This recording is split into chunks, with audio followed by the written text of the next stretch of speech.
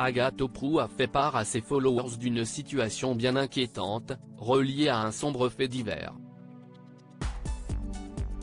Sur son compte Instagram, la chroniqueuse de 30 ans qu'on va retrouver sur Brut. FR a raconté l'incident qui remonte au 25 août 2022. Non loin de son lieu de résidence, elle a découvert qu'un automobiliste avait pris la fuite, refusant d'obtempérer à un contrôle routier et renversant 2 gendarmes.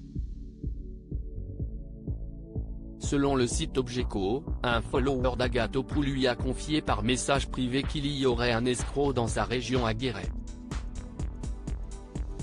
Inquiète mais curieuse d'en savoir plus, celle qui a vaillamment affronté un cancer lymphatique en a appris plus sur ce contrôle routier banal qui a mal tourné.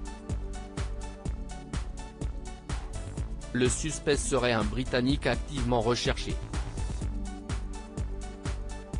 Elle réalise qu'elle aurait pu le rencontrer à plusieurs reprises, lors de ses cours de conduite. Un sombre escroc star de Netflix. Tout a démarré quand des chiens d'élevage détenus par un couple de Britanniques à Vidaya, un village de 180 habitants au sud de Guéret, devaient être transférés vers la SPA sous le contrôle de la DPP, chargée entre autres de la protection animale, et de la gendarmerie. CIST alors que, selon la préfecture de la Creuse, au moment où la gendarmerie demandait à l'un des conjoints de se déplacer à la brigade la plus proche, un homme a démarré son véhicule puis percuté les 2 militaires avant de prendre la fuite.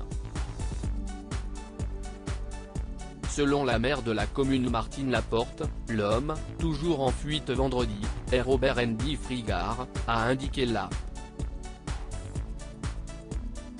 Le quinquagénaire, arrivé dans le village avec sa compagne en 2015, n'est pas un inconnu. Cet escroc britannique est le héros d'un documentaire The Puppet Master, leçon de manipulation, diffusé sur Netflix depuis le début de l'année et d'un film de fiction, Rogue Agent, avec James Norton et Gemma Arterton, également sur Netflix. Cela fait 4-5 ans qu'on sait que CIST une crapule, a raconté à un correspondant de l'AFP, Serge, qui ne veut pas donner son nom, un voisin de la maison de pierre habitée par le couple, aujourd'hui au volet fermé. En 2005, Robert Andy Frigard avait été condamné par la justice britannique à la prison à perpétuité pour enlèvement, tromperie, vol sur des étudiants et des femmes, à qui il avait soutiré un total de plus d'1 million de livres, en se faisant notamment passer pour espion du MI5, les services secrets britanniques.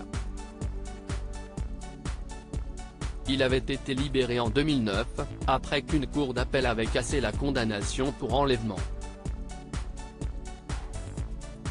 À Vidaya, l'escroc s'était installé avec sa compagne dans une maison isolée, accessible après plusieurs lacets dans la forêt limousine.